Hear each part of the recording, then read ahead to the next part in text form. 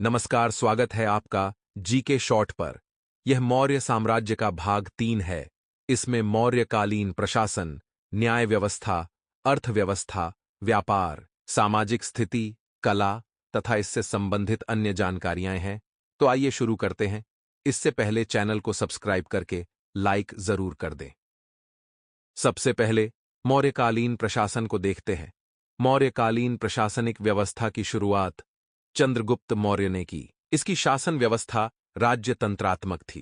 मौर्य प्रशासनिक व्यवस्था का मुख्य उद्देश्य प्रशासन को लोकहितकारी बनाना था। मौर्यकालीन शासन व्यवस्था के विषय में महत्वपूर्ण सूचना हमें कौटिल्य के अर्थशास्त्र तथा मेगास्थनीज की इंडिका से मिलती है। इसके अलावा रुद्रदामन और अशोक के अभिलेखों से भी मिलता है। मौर्यकालीन केंद्रीय प्रशासन का सर्वोच्च अधिकारी राजा होता था। कौटिल्य मत्स्य न्याय के सिद्धांत में यकीन रखता था। मत्स्य न्याय क्या है? यह एक प्राचीन भारतीय दर्शन है जिसका अर्थ है मछलियों का कानून, जिसके अनुसार बड़ी मछली छोटी मछली को खा जाती है, अर्थात शक्तिशाली निर्बल को नष्ट कर देता है।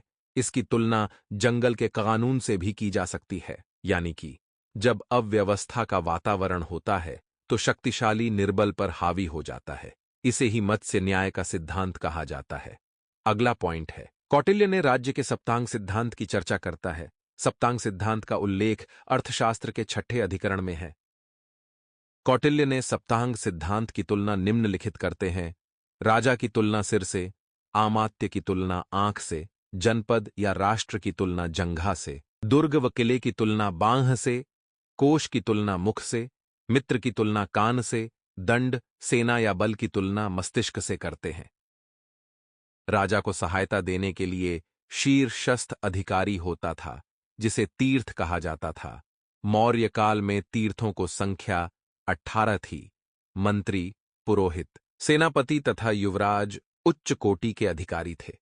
अधिकतर अधिकारियों का वेतन नगद रूप में दिया जाता था। अब मौर्यकालीन अधिकारी और इसके कार्य निम्नलिखित है।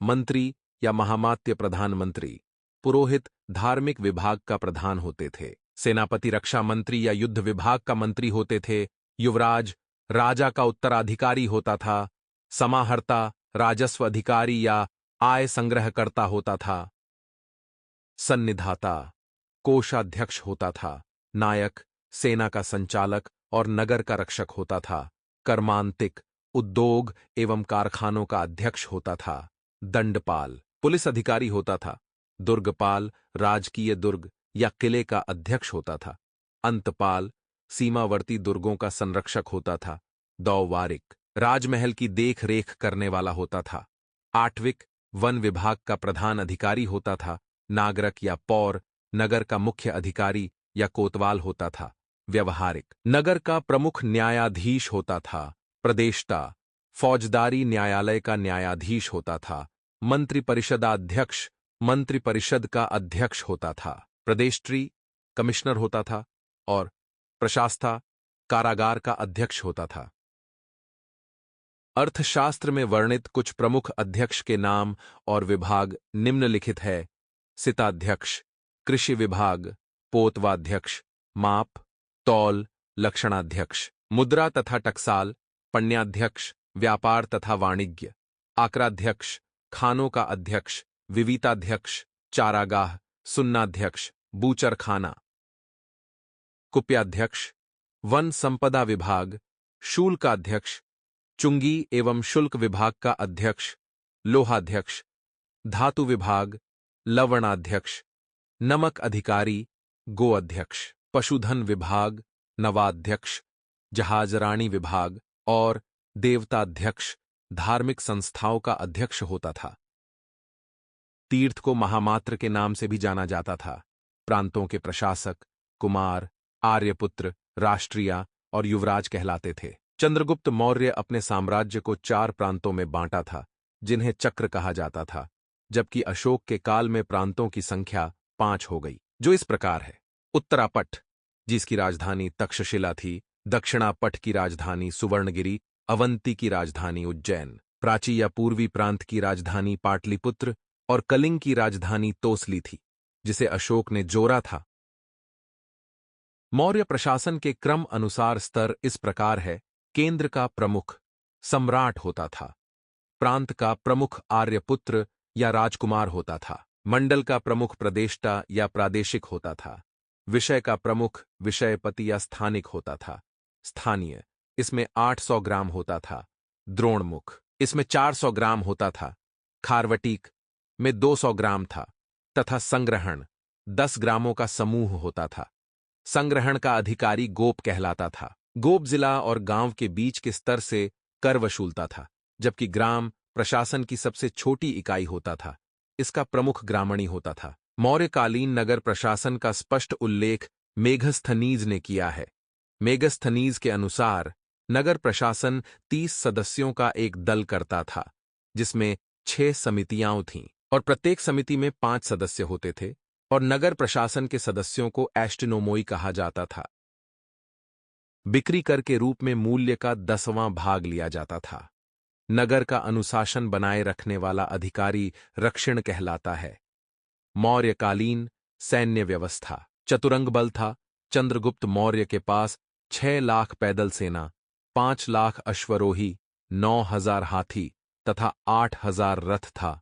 मौर्यकालीन सैन्य समिति निम्न प्रकार है। प्रथम समिति जल सेना की व्यवस्था करता था।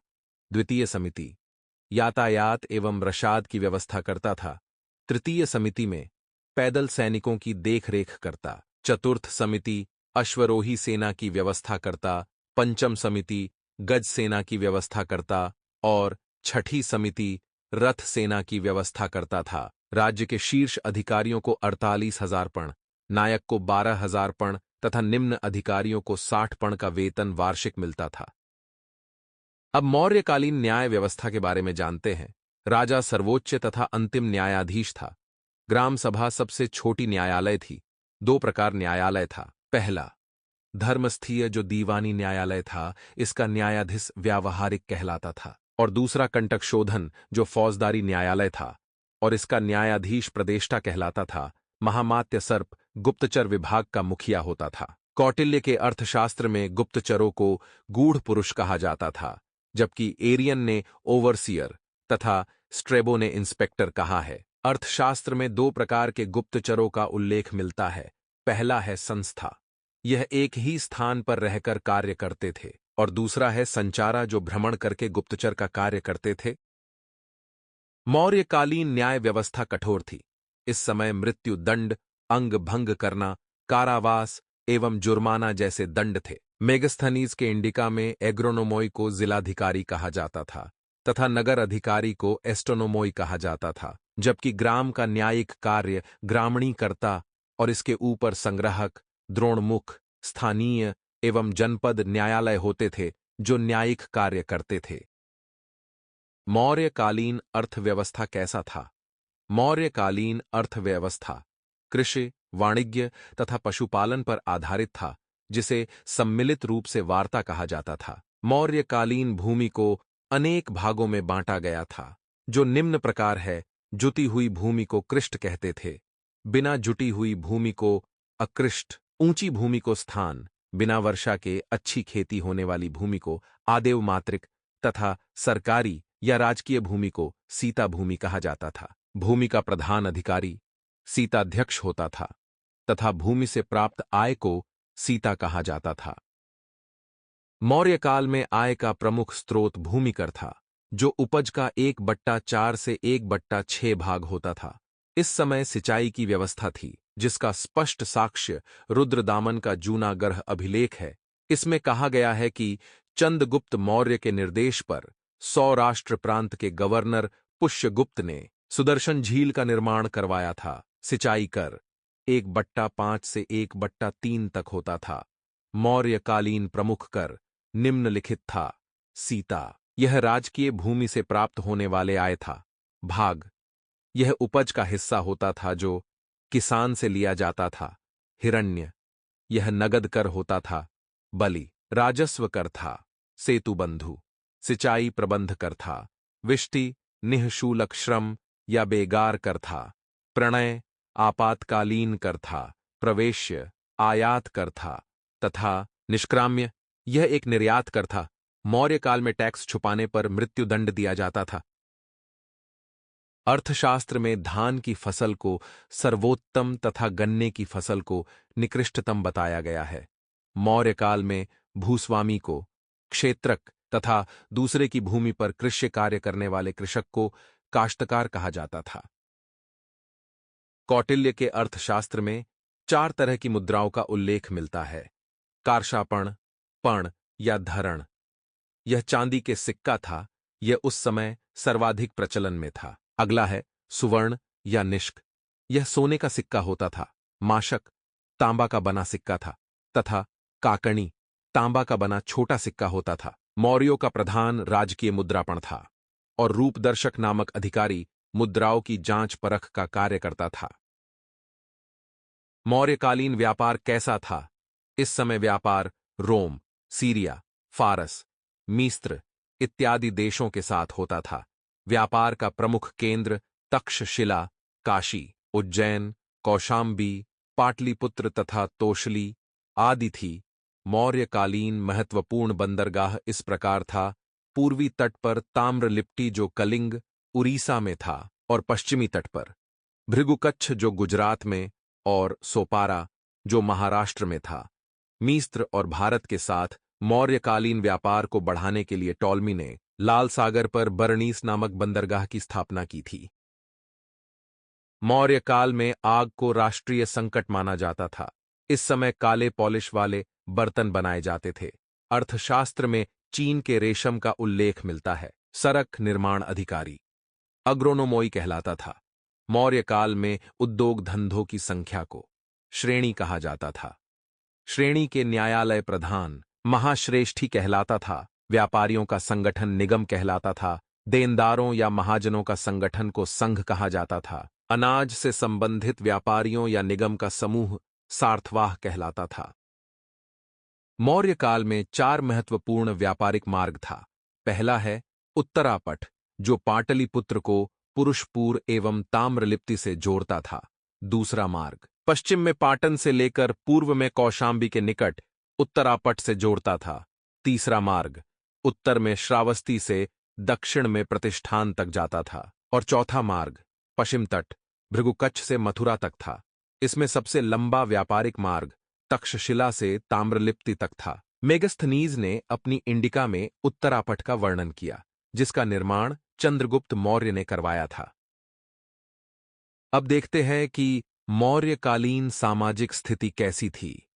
मौर्यकालीन सामाजिक स्थिति को जानने का मुख्य स्रोत कौटिल्य का अर्थशास्त्र और मेगास्थनीज का इंडिका है।